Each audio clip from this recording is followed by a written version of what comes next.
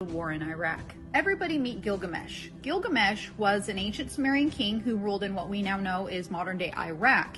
And he was a 17 to 20 foot giant. He was a demigod, which means he was half human and half god. Now, Gilgamesh was a barbaric king. He built up and ruled over the city of Uruk, which is, again, modern-day Iraq. So what does he have to do with the war in Iraq? This brings us to 2003, when German archaeologist Jörg Fassbinder was digging in modern-day Iraq, and he thought he found the city of Uruk. Gilgamesh was simply a figment of myth. That was until Jörg Fassbinder and his team of archaeologists, using modern technology to look deep into the ground, discovered an entire ancient city beneath the desert, astonishingly laid out just as the city of Uruk, over which Gilgamesh had purportedly reigned, was described in the epic.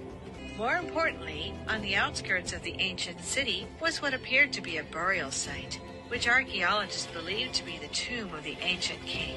So Jörg goes to the authorities, tells them he thinks that he found the city of Uruk and possibly the tomb of Gilgamesh, and 5 months later, we invade Iraq. Now here's where it gets crazy, because not only did we invade Iraq immediately after his findings, our military builds a base directly over the ruins.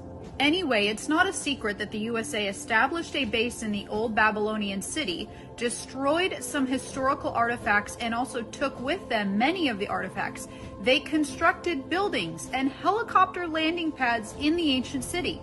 It's not a secret that they were searching for something very important. This is where it gets crazy. Yeah. All the archaeological sites were then stopped in Iraq, so stop digging, you're out of here.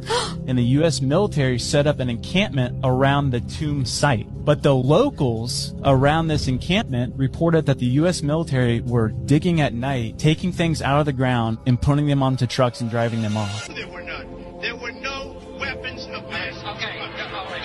And, something's wrong. It's a whole world of deceit. We're going into Iraq to get artifacts, not to get anything but artifacts. That was the most important thing, they said. But which artifacts? I don't know. They just said artifacts. There were things in Iraq that were sold that we had to go get. Bush wanted those artifacts. It was very important. Did we get them? And if so, where did they go?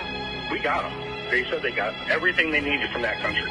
Where is it? I don't know. We have it. Saddam Hussein was building a massive reconstruction of Babylon near the ancient city.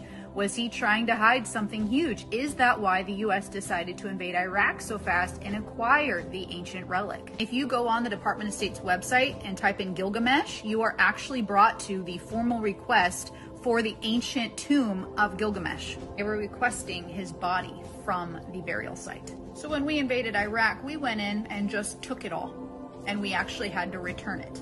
There's even an email from WikiLeaks that says requesting documents pertaining to the resurrection chamber of Gilgamesh, the location of his body, and the location of the buried Nephilim. Our entire world is biblical. So what does our government do? It comes in and it covers it up.